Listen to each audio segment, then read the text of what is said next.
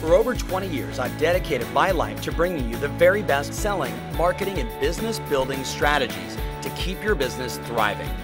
Get ready to experience the success you've been searching for. Welcome to the Tom Ferry Show.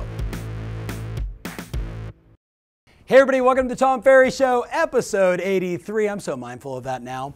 Thanks for all the comments last week on model. I was thinking as I was sharing with Marnie, my marketing director, afterwards, that I didn't stress to you that I have models for every area of my life. Health and vitality, financial, business, being a CEO, as a coach, in my relationships, in my spirituality.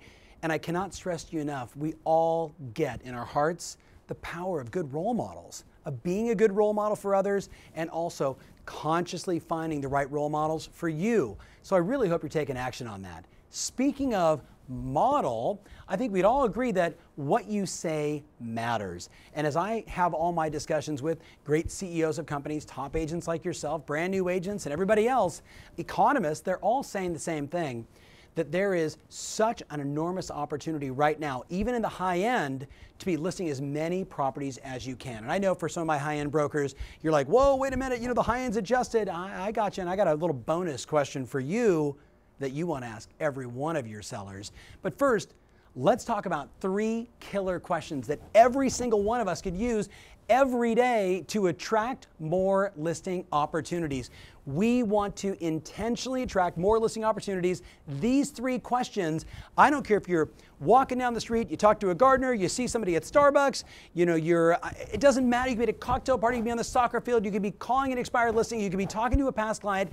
Every single person you interact with, you should ask these 3 questions. Take a look. Question number 1, Taz, have you had any thoughts of selling? Have you had any thoughts of selling? Now, are you paying attention? Taz, have you had any thoughts of selling? Like, that would be one model. The appropriate model would have, some integrity and some congruency with your language and your physiology.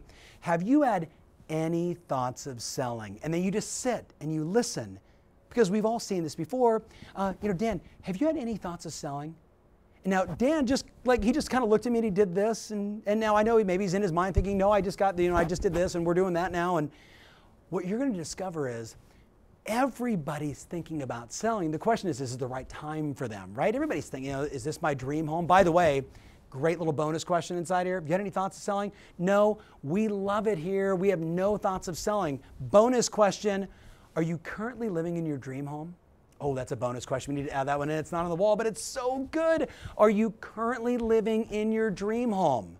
Well, no. Well, tell me about your dream home. Well, we've always wanted to have a little bigger backyard. We've always wanted to have a better view. I've always loved to have a 3-car garage. Well, now we've got an opportunity, my friends, especially when you look at question number 3. So, bonus question, are you living in your dream home? Question number 2, no real order of importance. You can mix and match however you want. Do you know anyone who's thinking about selling? Do you know anyone who's thinking about selling? Well, as a matter of fact, my brother-in-law is thinking about doing it. Bam. But they're in Munich, Germany. Perfect. I know agents there, right? Referral opportunities everywhere inside this question. And you're going to discover that referral a little more natural, a little more easy, not on the buy side, only on the sell side. But then here's the one that's really nailing it. I'm curious. With the incredibly low inventory, the number of homes for sale, there's just no great homes for sale right now, and the buyer demand at a massive all-time high, at what price would you become a seller? At what price would you become a seller? That's a magical question for many reasons. First of all, would it be a good idea for you to ask those questions to every single person in your database between now and the end of the year? Would that be a good, executable, actionable idea that you would absolutely crush it? Are you getting the head nod here? Yes, that's a really good idea. And what if when you get to this question, every single person inside your database, Marnie, I know you guys your husband bought that new home 18 months ago, but I'm just curious, with inventory at an all-time low and buyer demand for Huntington Beach right now at an all-time high, at what price would you guys become a seller? Oh, no, Tom, we don't want to move. Are you living in your dream home? She's like, no, right? So I'm sorry, we're role playing right now. But in that moment, they say, no, well, so I'm just curious, at what price would you become a seller to then maybe move to that dream home? And she says, well, God, I'm just making up numbers. You got us $850. then, well, so now I might not be able to get them $850 today, but would it be a good idea in my CRM to have in there, Marnie and her husband have a 4-bedroom, 3-bath, Huntington Beach, bought it for this. If they got that, they'd be interested. Would that be a good thing for me to have inside my database? You and I both know the answer is 1000% yes. Now, the model. My great client, Tim Smith, Coal Banker Previews, Newport Beach, California, certainly one of the most successful agents on the planet. He will tell you that he asks these questions to every person he interacts with. Now, it's not militant. Have you had any thoughts of selling? Do you know anybody who's had any? It's not that. It's easy, it's flowing, it's like casual, but it also could be at an open house. Hey, thanks so much for coming by the open house. You know, I'm just curious, this home's gonna sell quickly. Have you guys had any thoughts of selling, right? Natural, ease, flow, conversational, right? Not this kind of stuff with people, not rigid. Make sense? And you don't have to ask all three. Maybe you just lead with that one with every person in your database because maybe you've already asked this one. But make sure you also throw in the dream home question because that is really, really powerful. All right, I got one last question, and Taz, I don't think I have any room to write. I'm gonna go over here, you ready? This is the question right now that is helping so many of my high-end, right, luxury clients. So if you're not high-end, you're not luxury, and by the way, that could be 500,000 in your town, or it could be 15 million or 50 million. So pay attention. This question is a killer. I've asked all of my clients to ask all of their sellers where they're not getting the movement, they're not getting the showings, they're not getting the offers, they're not going into escrow, they're not pending sales. At what price are you no longer a seller? That is a great question, my friends. That's a great model for you. If you have a listing right now that's stale, call them up and say, Jess, at what price are you no longer a seller? Like, I need to know where you're at. Because if you're certainly in the US market with all the political banana-ness going on right now in our country, a lot of economists are saying that if you absolutely have to sell, you better price it accordingly in the high end.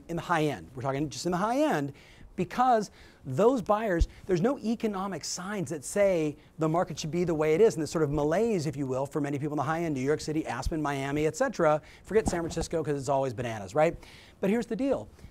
You have to say to yourself, with those clients, if they sell, if they absolutely have to sell, they've got to price it correctly. If they don't have to sell, some of the economists I'm talking to are saying they're better off waiting until after the economy, when everything kicks back in again, and that they might actually sell for less. If they sell now versus selling later. You and I both know it's another data point in the high end you need to be paying attention to, but that's the question. At what price are you no longer a seller?